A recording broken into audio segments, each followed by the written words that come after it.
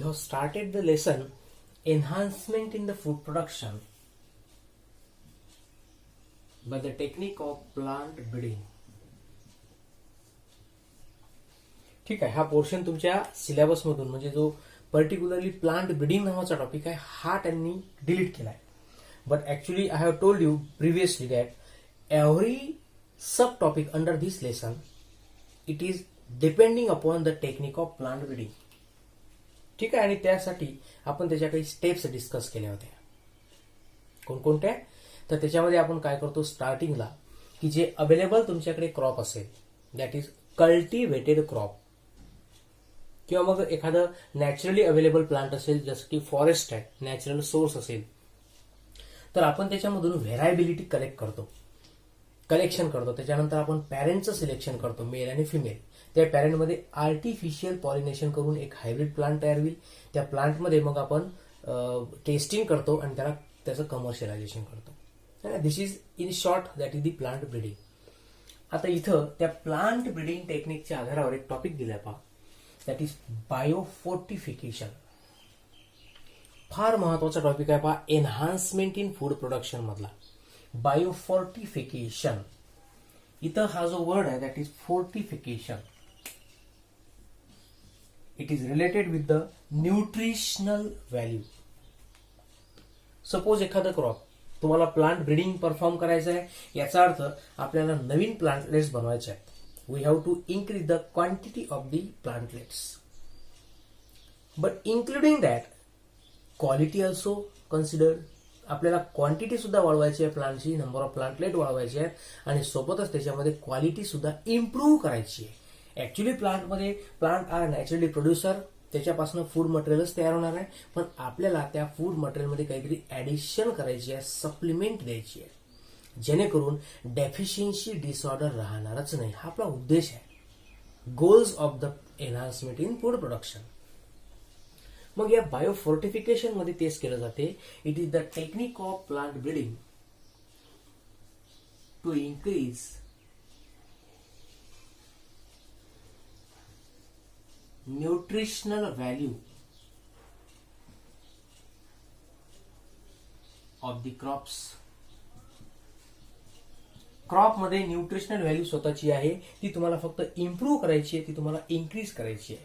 म्हणजे सिम्पली आपण म्हणू शकतो का न्यूट्रिशनली रिच प्लांट बनवणं through the plant breeding that is called as the biofortification. क्या करना है इसमें? फूड मटेरियल जे राहतील प्लांटमध्ये that should be improved of the improved quality. मग त्याच्यामध्ये मायक्रोन्यूट्रियंट्स ऍड करा, मॅक्रोन्यूट्रियंट्स ऍड करा. ठीक आहे, किंवा ज्या काही रिक्वायरमेंट्स असतील एनर्जी रिच त्याच्यामध्ये कंपाऊंड्स आपल्याला ऍड करायचे असतील that should be added. But the food crop should be enhanced आणि म्हणून त्या टाईप फूडला म्हणतो आपण फोर्टिफाईड फूड. फोर्टिफाईड फूड किंवा क्रॉप म्हणू शकता. ठीक आहे, आणि याची गरज काय असतं पहा, it is needed to fulfil the hidden hunger. कारण जे आपण फूड कन्झ्युम करतोय त्याच्यामध्ये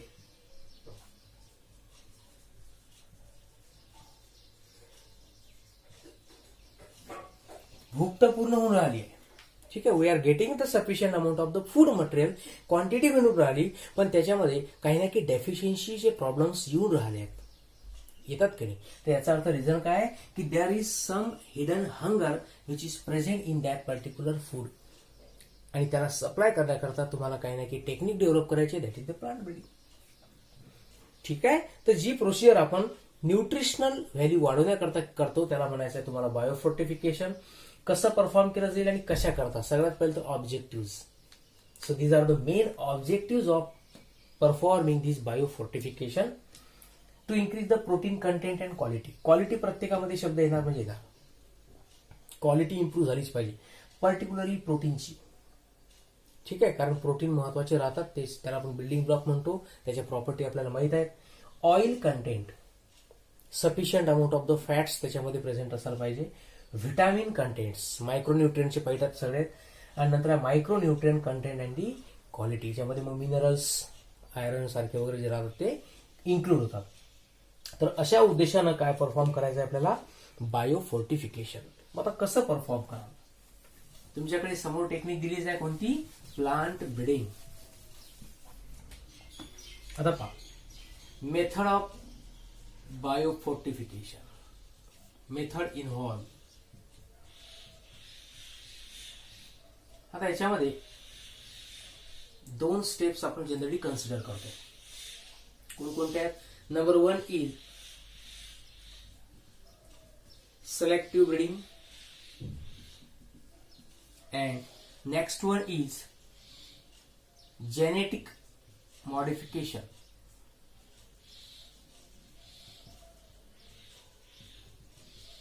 आणि याच्यापासून जे प्लांट्स तयार होतात त्याला आपण जीएम क्रॉप्स म्हणत असतो. They are called as GM crops, that is genetically modified crops. आता सुरुवातीला हे पहा की सिलेक्टिव्ह ब्रीडिंग म्हणजे काय. Very simple. पहा, प्लांट ब्रीडिंग हे ऍक्च्युली ब्रीडिंगचा अर्थ असतो ते प्रोडक्शन ऑफ द प्लांट्स. पण आपण प्लांट ब्रीडिंग किंवा अॅनिमल ब्रीडिंग मध्ये काय करतो, we are going to select the parents. Selection आपण परफॉर्म करतो. बाकीची प्रोसिजर ही ऍक्च्युली नॅचरलीच घडणार आहे. ठीक आहे. प्लांटची व्हरायटी पाहून, जर समजा ते बायसेक्शुअल असतील तर नॅचरली प्लांट तयार होतील. जर ते आपल्याला स्वतःहून सिलेक्ट करायचे असतील मेल आणि फिमेल पॅरेंट, तर आपण त्याला आर्टिफिशियली सिलेक्ट करतो. That is artificial pollination perform करतो, इमास्क्युलेशन करतो. टेक्निक आपल्या हातात आहे. प्लांट नॅचरलीच बनणार आहे, आपल्याला फक्त सिलेक्शन करायचं आहे. मग इथं म्हटलेलं काय, सिलेक्टिव्ह ब्रीडिंग. जे क्रॉप तुमच्याकडे अवेलेबल असेल, अवेलेबल क्रॉप,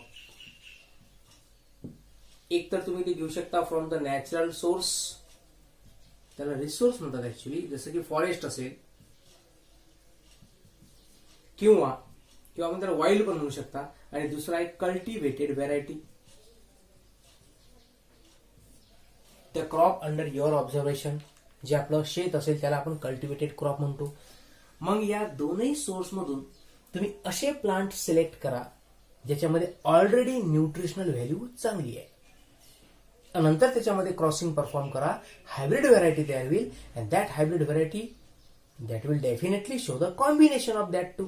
जे प्लांट तुम्ही सिलेक्ट कराल त्या प्लांटच्या, दोन्ही प्लांटच्या व्हेरायटी, त्या दोन्ही प्लांटच्या प्रॉपर्टी त्या नवीन हायब्रिड व्हेरायटीमध्ये येतील. झालं सिलेक्टिव्ह ब्रीडिंग. तुम्ही म्हणाल की आपल्याला बायोफोर्टिफिकेशन करायचं आहे, न्यूट्रिशनल व्हॅल्यू वाढवायची आहे, अवेलेबल क्रॉपलाच तुम्ही सिलेक्ट करता. मग याच्यामध्ये एक्सपेरिमेंट कुठं आला? एक्सपेरिमेंट आला आहे. पहा कसा येईल. आता suppose we are selecting 2 plants. एक आपण असं प्लांट सिलेक्ट केलं which is having more vitamin content, it is vitamin enriched.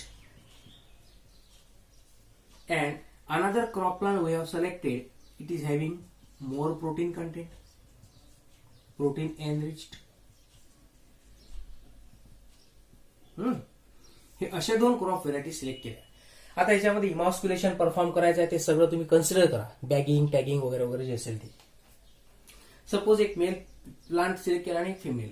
Wien we combine them, artificial pollination perform केला आहे, फर्टिलायझेशन घडेल, सायगोट तयार होईल, सीडलिंग तयार होईल. त्या सीडला आपण त्याचं सोविंग करून नवीन प्लांट्स तयार होतील. ही सगळी प्रोसिजर झाल्यानंतर जे प्लांट्स तयार होतील that plants are called to be the hybrid. Okay, any doubt about this? Any plant produce by crossing of 2 different variety, the progeny is called to be the hybrid. Now this hybrid shows both properties, that is it is vitamin rich as well as it is protein rich. इथेही nutritionally rich plant होतं, इथेही nutritionally rich plant आहे. पण आपण काय केलं, आपण या दोन्ही प्लांटच्या व्हेरायटीला एका व्हेरायटीमध्ये कंबाईन केलाय. So this is more nutritional value, this is more nutritionally rich plant. हाच डिफरन्स आहे विद्यार्थी मित्रांनो, नॅचरली रिप्रोडक्शन जे घडतं त्याच्यामध्ये आणि ब्रीडिंग जे परफॉर्म करतो याच्यामध्ये. ब्रीडिंग मध्ये आपण स्टार्टिंग करतो बाय सिलेक्टिंग दी प्लांट्स. तेच प्लांट सिलेक्ट करा ज्याच्यामध्ये ऍक्च्युली काही ना काही प्रॉपर्टी चांगली आहे. ठीक आहे, चांगल्या प्लांट मधून चांगलं निर्माण करणं, that is the breeding technique. याला ही टेक्निक पाहण्याकरता जास्त लांब्यात जाण्याचं काम नाही आहे. ह्या आपल्या प्रॉपरली हे जे अकोला आहे पंजाब कृषी विद्यापीठ त्याच्यामध्ये हे ब्रीडिंग परफॉर्म करतात. ठीक आहे, तर अशा टाईपची जी टेक्निक आहे याला म्हणतो आपण कोणती, selective breeding. The technique in which Plants are selected as per the objective and they are crossed to make the hybrid variety to increase the nutrient quantity and quality of that. Second one is genetic modification किंवा त्याला genetic engineering सुद्धा तुम्ही म्हणू शकता. याच्यामध्ये काय केलं जाईल, द जेनेटिक मेकअप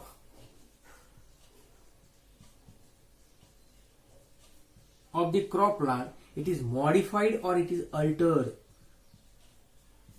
असे काही जीन्स ऍड केले जातात त्या क्रॉपमध्ये ज्या जीन्स मधून एखादा डेफिनेट एखादा फंक्शनल प्रोटीन तयार होईल, एखादं व्हिटॅमिनच तयार होईल, काहीतरी एखादं चांगली प्रॉपर्टी असणारा जो जीन आहे ज्याला आपण डिझायर्ड जीन म्हणतो किंवा टार्गेट जीन म्हणतो, टार्गेट किंवा डिझायर्ड जीन,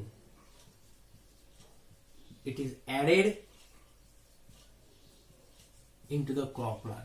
जेव्हा जेव्हा जीन ऍड केलं जाईल तेव्हा आपल्याला माहित आहे जीन स्वतःचा प्रॉडक्ट तयार करेल आणि तो प्रॉडक्ट एक्सप्रेस झाला याचा अर्थ आपण काय केलाय की त्या प्लांटला मॉडिफाईड केलाय by adding the gene. So it is called as genetic modification technique. For example याच्यामध्ये एक पर्टिक्युलर एक्झाम्पल लक्षात ठेवा, गोल्डन राईस.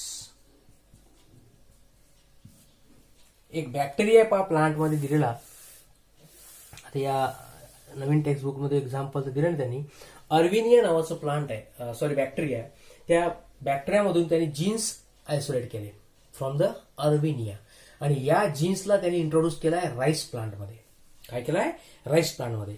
आता त्या जीनमध्ये प्रॉपर्टी काय की तो जीन असे प्रोटीन प्रोड्यूस करतो का which gives golden colour to that rice आणि याला मार्केटमध्ये डिमांड जास्त राहते. पण नुसतं कलरची डिमांड नाही आहे, ती डिमांड कशामुळे असते, this golden rice is vitamin A enrich. याच्यामध्ये व्हिटॅमिन ए ची क्वांटिटी जास्त आहे. ओके, आणि आपल्याला व्हिटॅमिनची इन्फॉर्मेशन ऑलरेडी आहे की नॅचरली आपल्या बॉडीमध्ये व्हिटॅमिन डी सिंथेसाइज होतो, बाकीचे व्हिटॅमिन आपल्याला ऍज अ सप्लिमेंटरी म्हणून घ्यायचे असतात. म्हणून तर बायोफोर्टिफिकेशनचं हे सिग्निफिकन्स आहे की we can increase those nutritional value which required by our body. ज्या ज्या मायक्रोन्यूट्रियनची आवश्यकता असेल that can be fulfil by this type of the technique. So it is the very important one. These are certain example mentioned in our textbook. All are these the fortified plant. ज्या plant मध्ये nutritional value वाढलेली असेल produce by this technique are called as biofortified crop किंवा plants. For example maize variety, it is having more amount of amino acid twice. याचं amount जे आहे ते double झालंय. कशाचं, 2 अमिनो ऍसिड, एका लायसिन आणि दुसरा ट्रिप्टोफॅन. त्यानंतर आहे व्हीट ॲटलस 66 व्हेरायटी आहे व्हीटची. It is having high protein content. त्यानंतर आहे vegetables like carrot and spinach, पालक ज्याला म्हणतो आपण. व्हिटॅमिन ए, कोणत्याही ग्रीन व्हेजिटेबलमध्ये हे व्हिटॅमिन सापडतातच, पण यांनी थोडीशी व्हॅल्यू त्याच्यामध्ये इन्क्रीज केली आहे. त्याच्यानंतर बिटर गार्ड, भोपळा ज्याला म्हणतो आपण. Tomatoes, they have vitamin C content more. And finally the rice with 5 times more iron.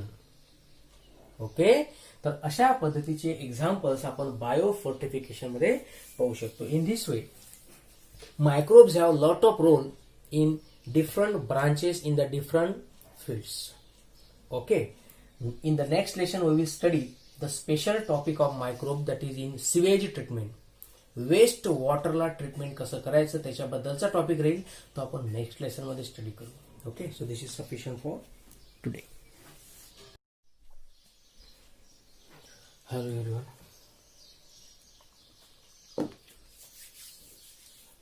We are studying microbes, role of the microbes in various branches and application of the microbes in the various branches of the biology. आता त्याच्यामधला एक शेवटचा part राहिला, microbes in the gibberellin production. Industrial लेवलला म्हणजे large scale production जेव्हा आपण consider करतो with the help of micro organism, तर त्याच्यामध्ये आपण पाहिलं की व्हिटॅमिन प्रोडक्शन आहे, ऑर्गॅनिक ऍसिड्स आहेत, त्यानंतर एन्झाईम्स राहतात. याच्यामध्ये मायक्रोब्स कसे इन्व्हॉल्व्ह होतात. And through out the processes they carry out fermentation in the food product. बरोबर आहे. आणि त्याच्यामध्ये काहीतरी केमिकल चेंज होईल, त्याच्यामुळे त्या सबस्ट्रेटचा, त्या फूड मटेरियलचं काय होते, केमिकल चेंज म्हणजे काय तर त्याचा फ्लेवर, त्याची साईज, त्याचा कलर त्याच्या प्रॉपर्टीज चेंज होऊन जातात and that process we call it as a fermentation. आणि जे प्रोडक्ट तयार होतात त्याला फर्मेंटेड प्रोडक्ट्स म्हणतो. ओके, त्यापैकीच एक पार्ट आहे आता गिबरेलिन प्रोडक्शन. आता actually what do you mean by gibberellin? It is actually the plant hormone. This gibberellin, it is a kind of plant growth hormone.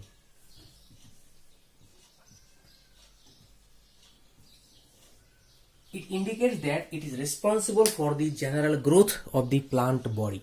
पण प्लांट मधल्या कोणत्या पार्टची ग्रोथ, पर्टिक्युलरली कोणता पार्ट आहे ज्याच्यामध्ये हा हार्मोन इन्व्हॉल्व असतो? कारण नुसतं एक हार्मोन नाही आहे, प्लांटमध्ये असे व्हेरायटीचे हार्मोन्स प्रेझेंट राहतात, लाईक ऑक्झिन्स, सायटोकायनिन, इथिलिन, है ना, IAA, इंडॉल ऍसिडिक ऍसिड्स. तर असे हार्मोन्स प्रेझेंट राहतात. Out of that gibberellin is the hormone which is mainly responsible for elongation of the stem. Stem elongate होतो आहे म्हणजे त्या प्लांटची हाईट वाढते. दुसरा एक फायदा असतो की या स्टेमच्या ग्रोथमुळे काय होईल की त्या प्लांटमध्ये समजा हा जर स्टेमचा पार्ट असेल, त्या स्टेममध्ये नोड्स आणि इंटरनोड असे प्रेझेंट राहतात. Suppose this is the kind of stem. These are the nodes and internode. These are the nodes and this one is the internode. आणि जेव्हा जेव्हा या स्टेमची इलॉंगेशन होईल म्हणजे त्याची ग्रोथ होईल, लेंथ वाढेल, तेव्हा काय होते, या नोड मधलं डिस्टन्स वाढते. म्हणजे इंटरनोड लेंथ करणं हे त्याचं काम राहते. तुम्हाला सांगायचा फायदा काय नोड आणि इंटरनोडचा? It is very significant for the growth of the plants. कारण दोन नोडच्या मधलं जे डिस्टन्स आहे ते डिसाईड करते की त्या प्लांटमध्ये ब्रांचिंग पॅटर्न कसं असेल. त्याच्यामध्ये जे लीव्ज असतील किंवा ज्या की ब्रांचेस तयार होऊन आल्या त्या पर्टिक्युलरली लीव्ज आपण कन्सिडर करू, त्या लीव्जला किंवा फ्लॉवर्स म्हणा, त्याला सनलाईट, त्या सनलाईटला किती एक्सपोज आहेत. आणि हे सगळं त्या प्लांटच्या अरेंजमेंटमध्ये डिपेंड राहते आणि ही अरेंजमेंट राहते स्टेमवर. ऍक्च्युली प्लांटमध्ये मेन ऑर्गन कोणता आहे? रूट आणि स्टेम. रूट त्याला सपोर्ट करतोय, अँकर करतोय. मग बाकीच्या गोष्टी कोण बनवते? स्टेम. फ्लावरिंग आहे, ब्रांचेस आहे, सीडली बर्ड्स असतील, all are present in the mainly stem. तर त्या स्टेमला इलॉंगेट करण्याचं काम करणारा हार्मोन कोणता असेल? That is the gibberellin. आता इथं जो पॉइंट आहे आपला, that is what kind of microbe are used in the production of gibberellin? Actually, for that purpose, we have to consider the discovery. There were two persons, that is Abuta and the Sumiki. In 1938, they found the rice seedlings which were infected with, these were infected with the fungus called Gibberella fujikuri. It is the name of fungus. त्यांनी अशा seedling, rice सीडलिंगचं observation केलं, study केला, ज्यांना infection झालं होतं कोणाचं, of this fungus. गिब्रेला नावाच्या फंगसचं त्याच्यामध्ये इन्फेक्शन होतं आणि त्या इन्फेक्टेड सीडलिंगचं त्यानं ऑब्झर्वेशन केलंय. एक्सपर्ट म्हटला काही कॅरी आउट द ऑब्झर्वेशन. नेचरमध्ये कोणकोणत्या गोष्टी घडतात, मग त्या नॅचरल असो, इन्फेक्टेड असो, अफेक्टेड असो. Now what is the finding? त्याचं ऑब्झर्वेशन हे होतं की ज्या राईस सीडलिंगला या फंगसचं इन्फेक्शन झालं होतं, इन्फेक्शन झालं म्हणजे काही ना की त्या प्लांटचा लॉस झाला असेल. बिलकुल, definitely there will be some loss. पण एक पॉझिटिव्ह ऑब्झर्वेशन असं होतं त्याच्यामधलं का त्या सीडलिंगच्या स्टेममध्ये इलॉंगेशन तयार झालं. म्हणजे नॉर्मल सीडलिंगपेक्षा ही जी अफेक्टेड सीडलिंग होती याच्या स्टेममध्ये काय आढळलं त्यांना? इलॉंगेशन. त्याची हाईट थोडी वाढलेली दिसली. याचा अर्थ ज्या प्लांटला या गिब्रेला नावाच्या फंगसचं इन्फेक्शन होईल त्याच्यामध्ये एक बेनिफिट हा होतो की त्याची हाईट वाढते, पर्टिक्युलरली स्टेम. मग त्यांनी त्या केमिकलला सेपरेट केलाय and then he called it as gibberellin. So Gibberella is the type of fungi, it is the example, it is the genus of fungus. आणि त्याच्यापासून मिळवलेला जो हार्मोन आहे त्याला म्हणायचं आहे गिब्रेलिन. ठीक आहे, जर मायक्रोब विचारला तर हे नाव तुम्हाला द्यायचं आहे. आणि मग राहिला त्याचा role. What is the role of this product that is gibberellin? तर it induces the parthenocarpy, particularly in the apple and pear plant. Parthenocarpy आपण पाहिलाय, ज्या प्रोसेसमध्ये सीड तयार होत नाही, डायरेक्टली फ्रूट फॉर्मेशन घडते कारण अर्ली मॅच्युरिटी त्या प्लांटमध्ये येऊन राहिली, फास्ट ग्रोथ होऊन राहिली. त्याच्यामुळे सीड फर्टिलायझेशन न होता डायरेक्टली काय करतात, सीडलेस फ्रुट्स तयार होतात, त्याला म्हणतात पार्थिनोकार्पी. तर याला इंड्यूस करण्याकरता गिबरेलिनचा यूज केला जातो. Then it is use in the breaking of dormancy in the seeds. I have told you that dormancy period it is the resting period of the seeds. काही पर्टिक्युलर टाइम पिरियड असतो का ज्याच्यामध्ये ह्या seeds that are not able to germinate, that can not form the seedling. अशा seed पासून जर तुम्हाला efficient plantlet बनवायचे असतील, त्यांना क्विक प्लांटलेट जर बनवायचे असतील, then you can apply gibberellin to those seeds. Dormant सीडला अप्लाय करायचं आहे आणि त्या सीड काय होतात डायरेक्टली जर्मिनेट होऊन नवीन प्लांटलेट्स बनवतात. It induces the flowering. Stem elongate करतात, म्हणजे याचा रोल फ्लावरिंग मध्ये सुद्धा असेल. पर्टिक्युलरली जे लॉंग डे प्लांट्स असतात है ना, म्हणजे मॅक्सिमम सनलाईटच्या प्रेझेन्समध्ये त्यांची ग्रोथ होते, फ्लावरिंग. तर त्याच्यामध्ये फ्लावरिंगचा सीझन इंड्यूस करणं, त्याच्यामध्ये फ्लावरिंग प्रोडक्शन करणं, त्याच्याकरता या हार्मोनचा रोल असतो. त्यानंतर it enlarges the size of the grape fruits है ना. ग्रेप जे राहतात ते इलॉंगेट होण्यासाठी सुद्धा, त्याची साईज वाढण्याकरता सुद्धा हा हार्मोन हेल्प करतो. आपण मार्केटमध्ये पाहत असतो बा व्हेरायटीचे ग्रेप्स येतात. Some are very spherical, smaller in size, some are longer in size like capsule. तर ते जे इलॉंगेशन आहे it is due to application of this hormone artificially. Okay, so these are the various application of the microbe, that is Gibberella fugipori, and the role of that microbe in the production of gibberellin. Okay, so here we have completed all the role of microbe in the industrial production. Okay.